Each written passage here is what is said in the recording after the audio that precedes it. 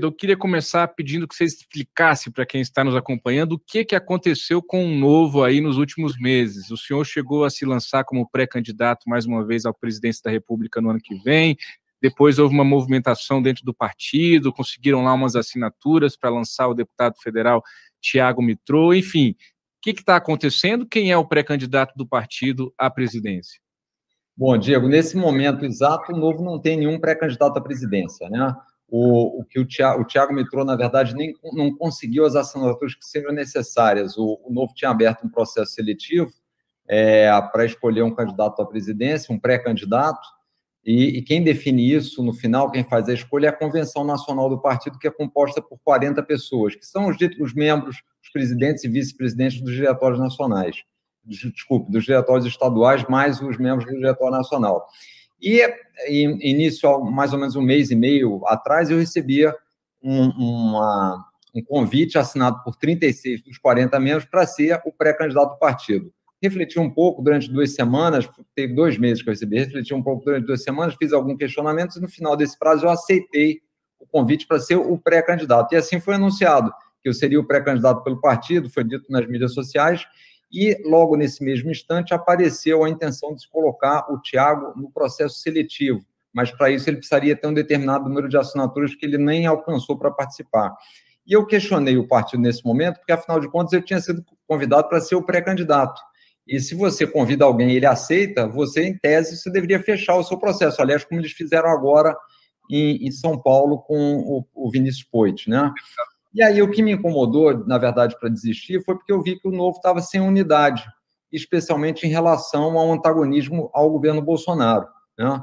Eu acho que a estratégia de não ter candidato eu acho muito ruim para uma instituição ainda nova como o Novo,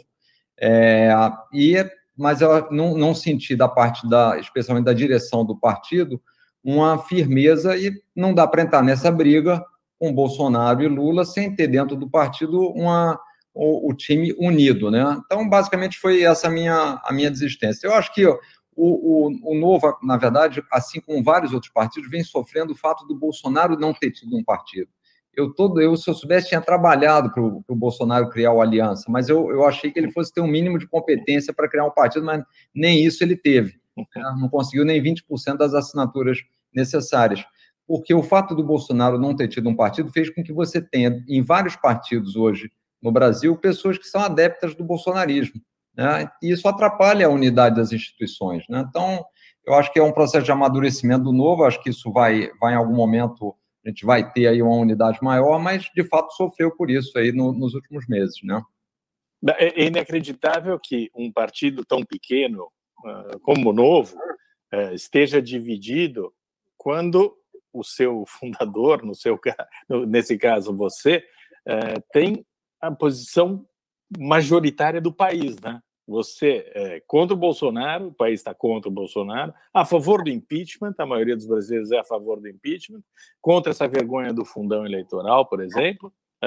O país está inteiro do teu lado. Eu não estou dizendo que você deva ser candidato necessariamente, eu acho que vocês vão ter que bolar um troço mais coordenado do que 18 candidaturas da chamada terceira via, mas, de qualquer maneira, a tua linha é a linha não só mais popular dentro do país, é também a mais correta, a que denota mais caráter, preocupação com o futuro do país. Acho que você está do lado certo. É inacreditável que metade do Novo esteja, neste momento, do lado de um sociopata, assassino, vagabundo, cheio de cara de propina nas costas. Ô, Diogo, é claro que eu sou suspeito, mas eu acredito sim que estou do lado certo, e inclusive eu sou defensor do impeachment desde abril de 2020, e vim sofrendo críticas no partido, até de outras pessoas, por ser um crítico ferrenho do Bolsonaro desde março do ano passado, pedindo primeiro a renúncia, depois em abril.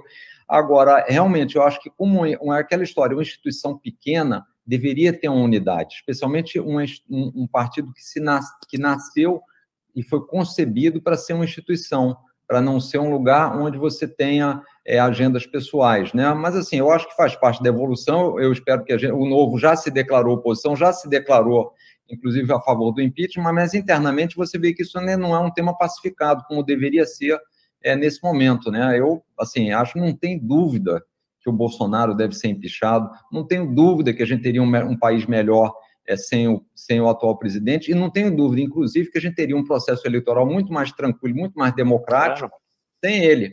Então, assim, eu não entendo qual é a lógica, de fato, a única lógica hoje de quem defende o Bolsonaro, no meu entender, é alguma questão de visão de curto prazo eleitoral, de achando que o Bolsonaro ainda tem alguma vantagem política nas mídias sociais e que isso pode trazer alguns votos. Fora isso, eu realmente não consigo enxergar algo racional para fazer a defesa desse desgoverno, né?